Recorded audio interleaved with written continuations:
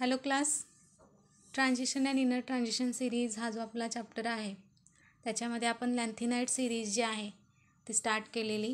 आणि लॅन्थेनाइट सिरीजशी related exactly what do you mean by lanthanides, लॅन्थेनाइटचं कॉन्ट्रॅक्शन, लॅन्थेनाइटशी रिलेटेड त्याचं इलेक्ट्रॉनिक कॉन्फिगरेशन, त्याच्या ऑक्सिडेशन स्टेट्स, हे सगळे पॉईंट आपण लास्ट लेक्चरच्यापर्यंत डिस्कस केलेले. आजच्या लेक्चरला आपण जो लॅन्थेनाइट सिरीजशी रिलेटेड नेक्स्ट पॉईंट जो आहे तो बघायचा आहे. तर आजच्या आपल्या पॉईंटचं नाव आहे कलर अँड स्पेक्ट्रा. ओके. आता जसं आपण डी ब्लॉकचे इलेमेंटच्या बाबतीत बघितलं होतं की डी ब्लॉकचे इलेमेंट कलर दाखवतात किंवा कॉम्प्लेक्स फॉर्म करतात, ते कॉम्प्लेक्स वेगवेगळे कलर दाखवतात. मग ते का कलर दाखवतात किंवा त्याच्यासाठी पॉसिबिलिटीज किंवा रिझन्स काय आहेत त्याच्या पाठीमागं, हे सगळं आपण तिथं डिस्कस केलेलं. त्या पॉईंटशी सिमिलरच आजचा आपला हा पॉईंट आहे. जे आपले लॅन्थेनाइटचे इलेमेंट आहेत, ज्याला आपण 4F सिरीजचे इलेमेंट म्हणतो, ते सुद्धा कलर दाखवतात.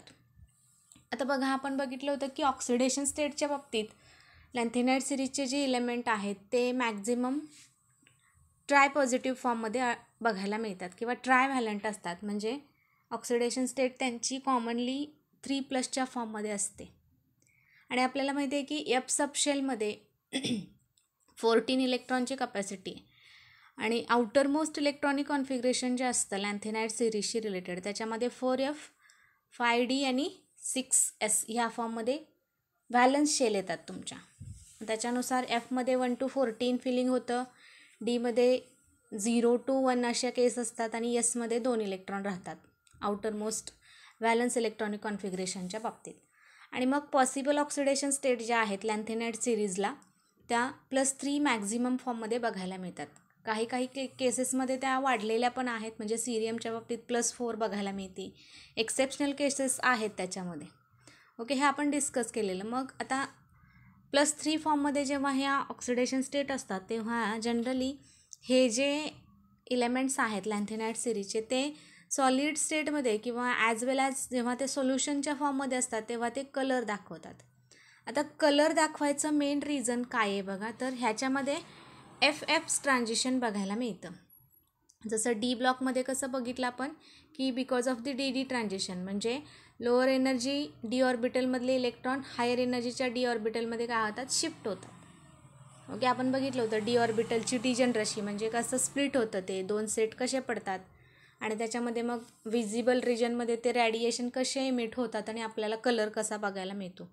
सेम तीच फॅक्ट इथं आहे, फक्त orbital is get change which is nothing but the FF transition.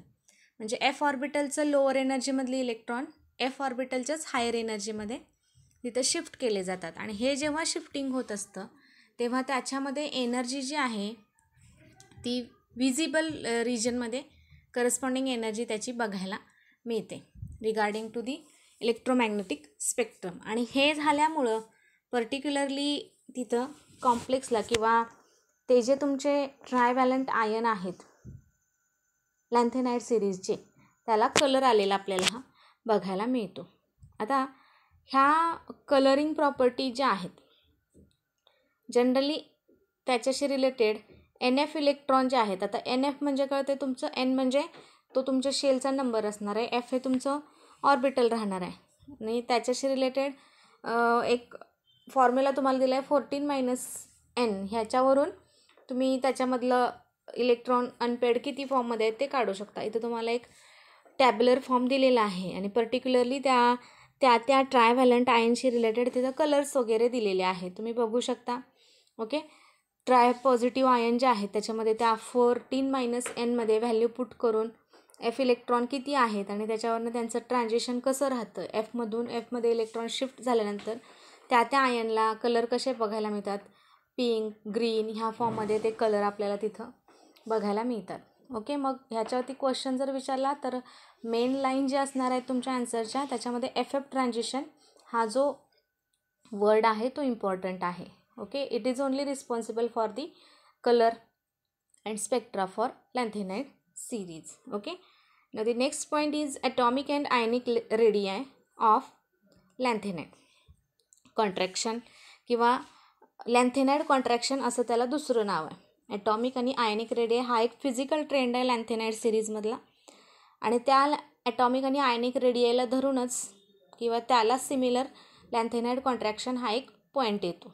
आता ह्याच्यावरती मग तुम्हाला क्वेश्चन असतात. एक्सप्लेन लॅन्थेनाइट कॉन्ट्रॅक्शन किंवा लॅन्थेनाइट कॉन्ट्रॅक्शन का होतं, कशाला म्हटलं जातं लॅन्थेनाइटचं कॉन्ट्रॅक्शन, अशा फॉर्ममध्ये याच्यावरती क्वेश्चन असू शकतात. तर बघा मुलांनो, जसं आपण लॅन्थेनाइट सिरीजमध्ये जाऊ, म्हणजे फ्रॉम दी लॅन्थेनम टू ल्युटेटियम, जे ॲक्च्युली सिरियमपासून स्टार्ट होते, सिरियमपासून ल्युटेटियमपर्यंत जसं आपण पुढं जाणार तसं तसं आपल्याला माहिती आहे की ॲटॉमिक नंबर काय होत जातो, तुमचा इन्क्रीज होत जातो. इन्क्रीज झाल्यानंतर आपल्याला माहिती आहे की जसं ॲटॉमिक नंबर वाढणार तशा तुमच्या काय होत जातात बघा, शेल्स वाढत जातात. ओके, आता शेल्स वाढल्या म्हणजे तिथं काय झालं की इलेक्ट्रॉन ॲड झाले तुमच्या त्या शेल्समध्ये, आणि इलेक्ट्रॉनचे ॲडिशन झाल्यानंतरच पर्टिक्युलरली शेलचा नंबर जो आहे तो इन्क्रीज झालेला बघायला मिळेल. पण इथं होतं काय, जसं तुमचं आपण सिरीजमध्ये पुढं जाऊ, सिरियमपासून ल्युटेटियमपर्यंत, तसं जी ॲटॉमिक आणि आयनिक रेडियाची व्हॅल्यू जी आहे ती आपल्याला कमी कमी झालेली बघायला मिळते. ओके, म्हणजे ॲटॉमिक रेडियस आणि आयनिक रेडियसची डेफिनेशन तुम्हाला माहिती आहे. ॲटमचं स्ट्रक्चर जर कन्सिडर केलं तर असं येतं स्ट्रक्चर, म्हणजे हा सेंट्रली प्लेस न्यूक्लियस आणि शेवटच्या शेलमध्ये असणारा इलेक्ट्रॉन, ह्यांच्यामधलं जे डिस्टन्स आहे त्याला आपण ॲटॉमिक रेडियस म्हणतो ॲटमच्या बाबतीत. आणि जर तो आयन असेल तर आयनच्या बाबतीत सेंट्रली प्लेस न्यूक्लियस आणि आउटरमोस्ट शेलमध्ये असणारा तुमचा electron, in case of the ions तर त्याला आयनिक रेडियाई म्हटलं जातं. मग लॅन्थेनाइटच्या बाबतीत काय होतं की ॲटॉमिक नंबर जसा वाढणार तसतशा ह्या ॲटॉमिक आणि आयनिक रेडियसच्या व्हॅल्यू डिक्रीज व्हायला लागतात, कमी कमी होतात. आता हे जे आहे, हा जो फिनॉमिनॉन आहे, as the atomic number increases atomic and ionic radii goes on decreases, ह्याला म्हटलं जातं लॅन्थेनाइटचं कॉन्ट्रॅक्शन. आता ह्याला डिक्रीज व्हायला रिस्पॉन्सिबल कोण असतं किंवा हे डिक्रीज का होतं बघा.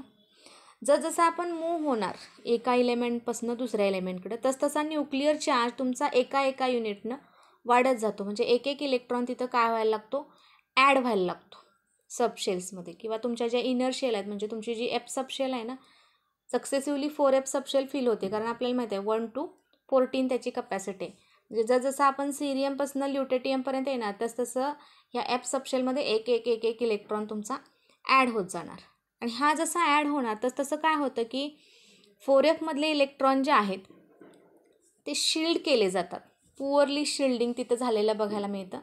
आता हे का शिल्डिंग होतं, किंवा इथं एक टाईपचा इफेक्ट क्रिएट केला जातो, शिल्डिंग इफेक्ट, किंवा त्याला स्क्रीनिंग इफेक्ट म्हणतो.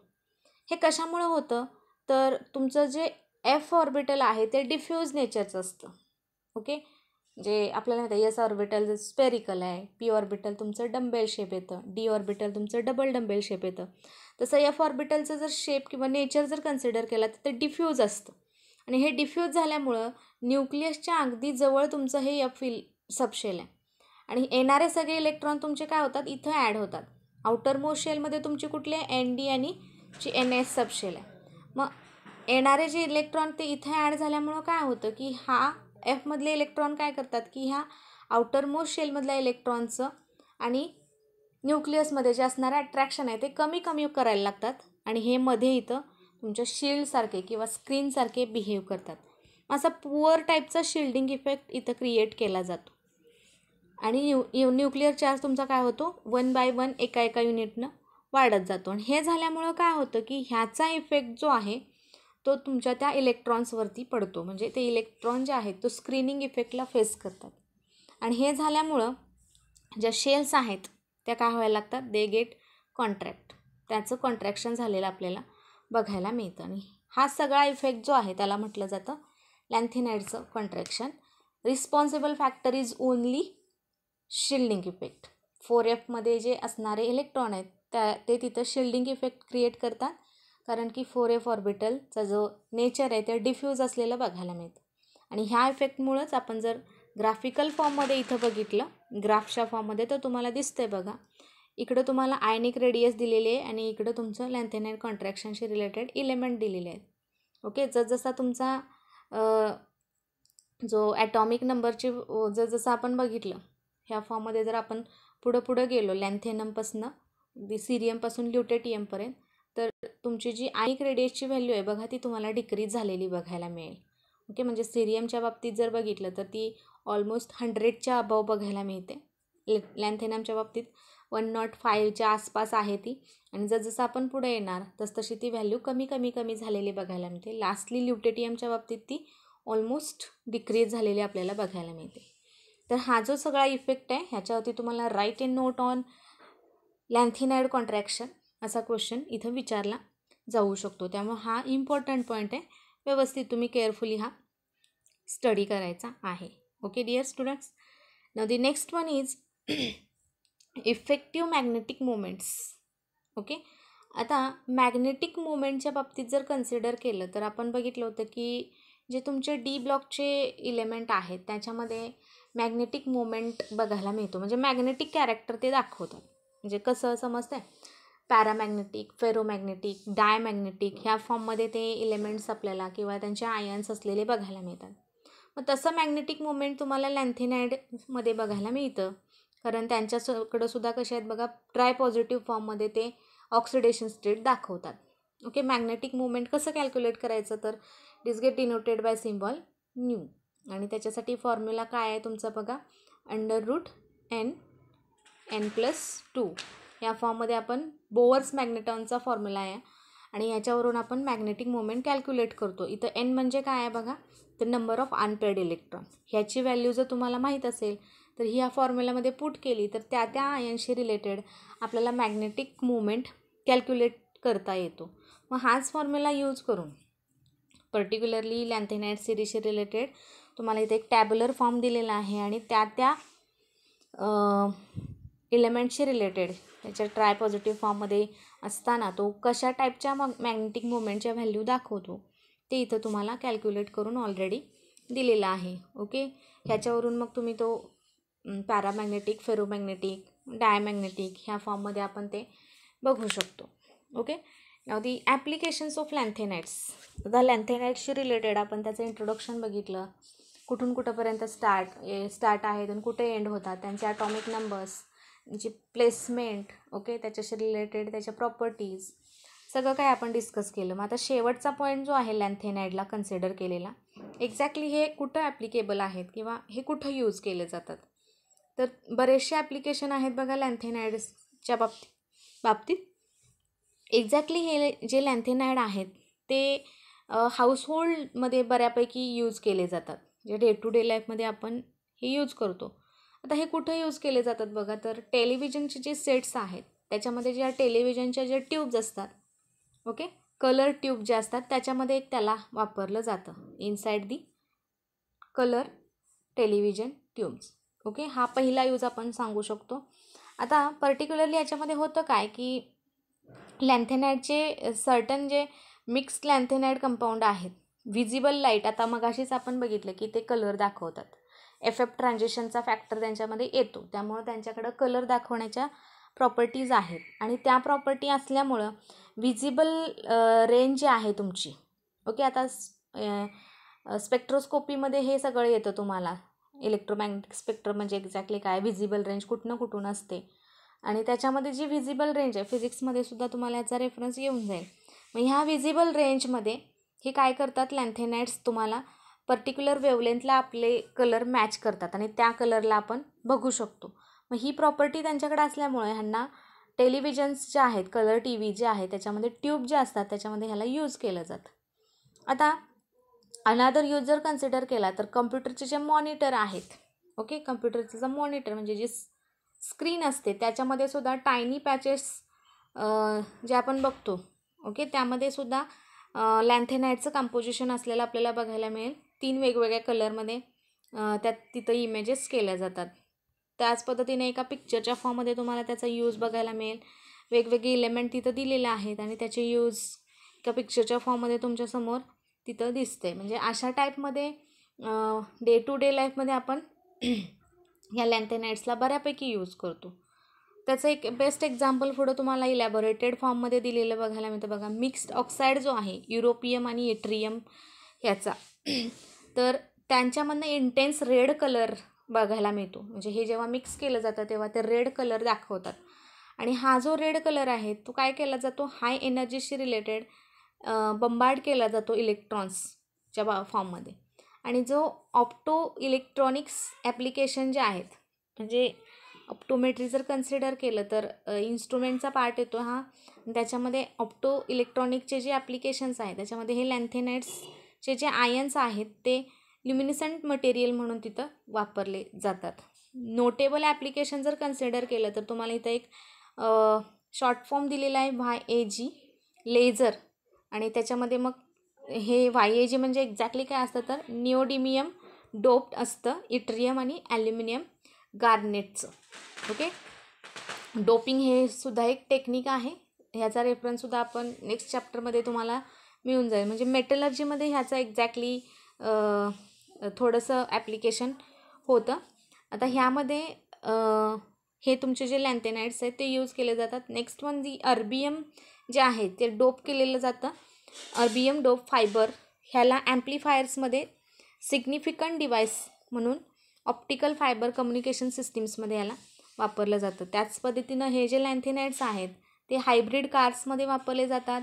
सुपर कंडक्टर्स जे आहेत किंवा जे तुमचे परमनंट मॅग्नेट्स वगैरे आहेत त्याच्यामध्ये सुद्धा लॅन्थेनाइड्सचं ॲप्लिकेशन किंवा यूज केलेला आपल्याला बघायला मिळेल. म्हणजे असे व्हरायटी ऑफ युजेस जे आहेत ते लॅन्थेनाइड्सशी रिलेटेड आपण बघू शकतो की ह्या फॅक्टरमध्ये किंवा ह्या पार्ट्समध्ये लॅन्थेनाइड्स जे आहेत ते ऑक्साईडच्या फॉर्ममध्ये वापरलेले आपल्याला बघायला मिळतात.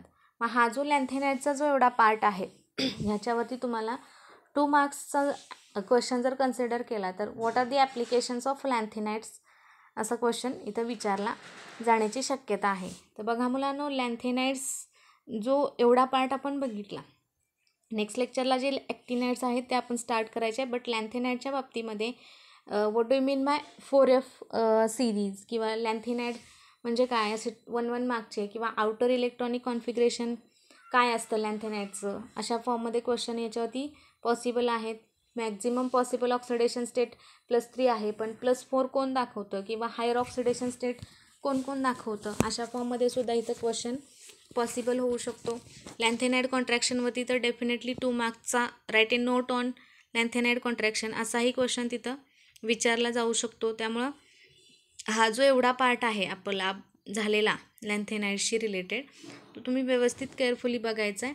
मग पुढच्या लेक्चरला जे आपले ॲक्टिनाइड्स असणार आहेत ते आपण स्टार्ट करायचे आहेत. Bye students.